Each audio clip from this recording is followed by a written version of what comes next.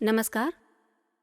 लगभग एक माह के अंतराल के बाद मैं फिर हाजिर हूँ आनंद काव्य गंगा के मंच से एक नए रचनाकार की चंद रचनाओं के साथ। आनंद काव्य गंगा का ये शानदार मंच कविताओं का मंच है और इस मंच से आप सुनते हैं हिंदी गीत गज़लों को, हिंदी कविताओं को। आज इस श्रृंखला में आप सुनेंगे डॉक्टर मुक्ता की चंद रचनाएं। डॉक्टर मुक्ता यूं तो साहित्य के क्षेत्र में मूल रूप से कथाकार के रूप में जानी जाती हैं, किंतु साहित्य की अन्य सभी विधाओं पर समान रूप से इनकी गहरी पकड़ है। आधा कोस इनका कहानी संग्रह है, जिसके लिए उत्तर प्रदेश हिंदी संस्थान की ओर से इन्हें सम्मानित भी किया गया। हाल ही में इंदौर की साहित्यिक संस्था क्षितिज और चरण सिंह अमी फाउंडेशन की ओर से श्रीमती राम कुंवर बाई काव्य सम्मान 2022 का इन्हें प्रदान किया गया। नया मानदंड और कहानीकार इन पत्रिकाओं की संयुक्त संपादक रह चुकी हैं डॉक्टर मुक्ता और वर्तमान में आचार्य रामचंद्र शुक्ल साहित्य शोध संस्थान की ये अध्यक्ष हैं। चितवन की छाह आचार्य रामचंद्र शुक्ल की जीवनी और सिलवासा ये ऐसे वृत्त चित्र हैं जिनकी तैयारी यानी जिनका आलेख और निर्देशन दूरदर्शन के लिए इन्होंने स्वयं तैयार किया। डॉक्टर मुक्ता की ऐसी कई रचनाएं हैं जो बांग्ला, उड़िया, पंजाबी, मराठी, उर्दू और अंग्रेजी भाषाओं में अनुवाद की गई हैं। इनकी साहित्यिक यात्राएं बराबर Tashkent, Britain, Mauritius, Muscat, Bahrain, Egypt और नेपाल आदि देशों में होती रहती है।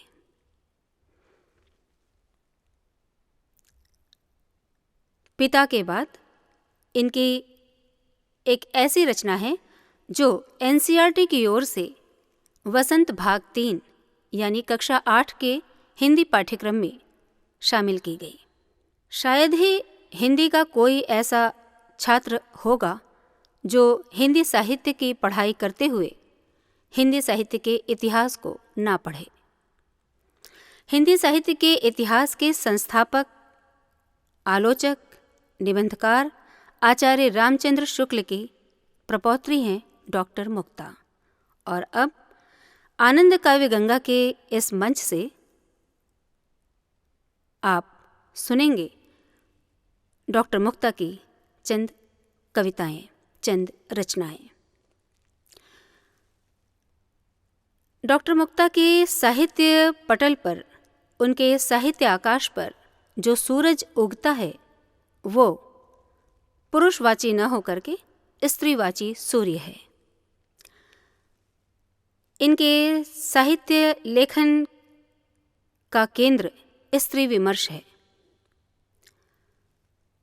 और अब अपनी बात यहाँ ख़त्म करते हुए डॉक्टर मुक्ता के इस परिचय अंक को समाप्त करते हुए मैं इनकी स्त्रीवाची सूर्य शीर्षक की कविता यहाँ आप सबके समक्ष प्रस्तुत कर रही हूँ। डॉक्टर मुक्ता की एक कविता जिसका शीर्षक है स्त्रीवाची सूर्य। इस कविता की प्रस्तुति से पहले मुझे रोज़ा लग्जमबर्ग की कुछ पंक्तियाँ याद आ रही हैं। रोज़ा लग्जमबर्ग कहती हैं कि जिस दिन सभी औरतें अपने श्रम का हिसाब मांगेंगी, जिस दिन सभी औरतें अपने श्रम का हिसाब मांगेंगी, उस दिन मानव इतिहास की सबसे बड़ी और सबसे पुरानी चोरी पकड़ी जाएगी। तो इस सशक्त और क्रांतिकारी विचार के साथ ही मैं आज के इस प्रथम अंक में डॉक्टर मुक्ता की ये कविता प्रस्तुत कर रही हूँ, जिसका शीर्षक है स्त्रीवाची सूर्य। सुनिएगा। वो औरत कभी शामिल नहीं की गई उत्सवों में, ऋचाओं में। वो औरत कभी शामिल नहीं की गई उत्सवों में, ऋचाओं में। वहाँ हो रही थी संगठित और मजबूत होने की बड़ी बड़ी तैयारियाँ। वो औरत कभी शामिल नहीं की गई उत्सवों में, ऋचाओं में। वहाँ हो रही थी संगठित और मजबूत होने की बड़ी बड़ी तैयारियाँ। वो औरत कहीं भी शामिल नहीं थी। वो औरत कहीं भी शामिल नहीं थी उन आयोजनों में। वो औरत कभी कोई गीत नहीं गुनगुना पाई आज़ादी के। वो औरत कभी कोई गीत नहीं गुनगुना पाई आज़ादी के। वो औरत कभी शामिल नहीं की गई उत्सवों में, ऋचाओं में। सुबह सवेरे उसके चेहरे पर होती है अनोखी चमक। सुबह सवेरे उसके चेहरे पर होती है अनोखी चमक, जिसका संबंध सूरज से नहीं, उसके अपने श्रम से है। जिसका संबंध सूरज से नहीं, उसके अपने श्रम से है। पृथ्वी उसकी उंगलियों से सीखती है ककहरा। पृथ्वी उसकी उंगलियों से सीखती है ककहरा। वो औरत जो कभी शामिल नहीं की गई उत्सवों में, ऋचाओं में। वो औरत कहीं भी शामिल नहीं थी आयोजनों में, कभी कोई गीत नहीं गुनगुना पाई आज़ादी के। साहित्य और कला के तमाम अनुशासनों में उस औरत के मांसल चित्र हैं। साहित्य और कला के तमाम अनुशासनों में उस औरत के मांसल चित्र हैं। उनके हाथों में उगे होते हैं नागफनी। उनके हाथों में उगे होते हैं नागफनी, इन चित्रों में रंग भरते हुए। उनके हाथों में उगे होते हैं नागफनी, इन चित्रों में रंग भरते हुए। वो औरत उलटती है। वो औरत उलटती है ऐसे सभी चित्रों को।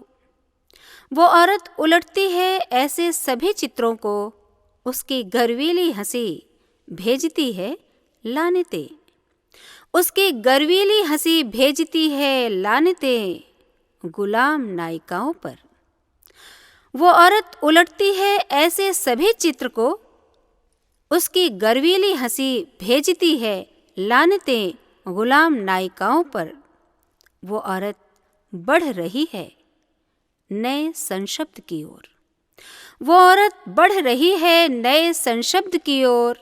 वो खोल सकती है ब्रह्मांड के अर्थ। वो खोल सकती है ब्रह्मांड के अर्थ कि उसके माथे पर दमकने लगा है स्त्रीवाची सूर्य। कि उसके माथे पर दमकने लगा है स्त्रीवाची सूर्य।